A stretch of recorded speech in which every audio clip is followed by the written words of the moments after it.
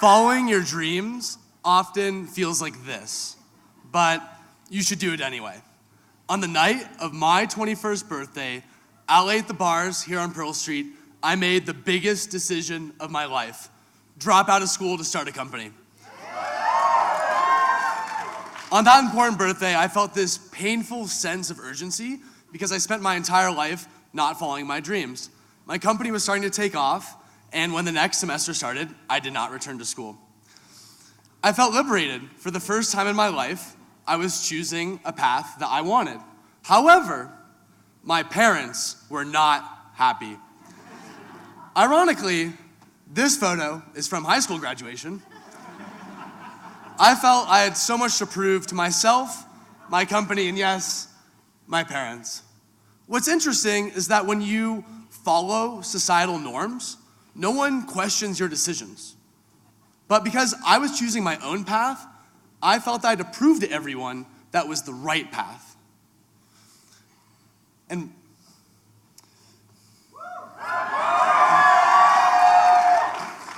when you question societal norms, it makes you and everyone around you feel uncomfortable. A few months after dropping out, working an insane amount of hours, week in and week out, I hit a wall. I was sitting on the side of my bed in my room, and I started breathing uncontrollably. My chest hurt, my arm hurt, I was shaking in fear. It was the most scared I've ever felt in my life. I truly felt like I was dying. I stumbled downstairs with my roommates, and slightly embarrassed, but more just concerned for my own health, and I demanded, "Take me to the hospital, now." In tears on the way to the hospital, we had no idea what was wrong with me. Ultimately, I was having a panic attack, but I'd never had one before, so I thought I was having a heart attack.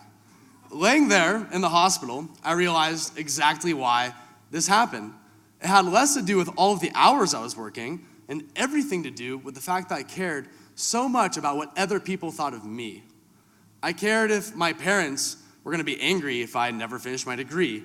I cared if my friends ultimately saw me back at school if my company failed. I cared if my company thought I was going to go back to school. Unfortunately, anxiety doesn't go away overnight. And months after this realization, I would still just wake up in the morning and feel bad. And what's interesting is that when you feel bad and you're not healthy, you stop caring about anything else. But in that moment, I was able to stop caring about everyone else. And I was able to focus on myself equally as hard as I was on my company. I started sleeping way more. I completely quit caffeine. I started doing things that took my mind off of work, like backpacking, skiing, running, and cooking. Slowly but surely, this fog from my mind started to go away. I started to return to normal. And through that, my company was ranked the fastest growing company in Boulder 9 months in a row. And this was a year after I persevered through my mental health issues. And what I learned from all of this is that to truly be happy, you're gonna have to do some really, really uncomfortable things.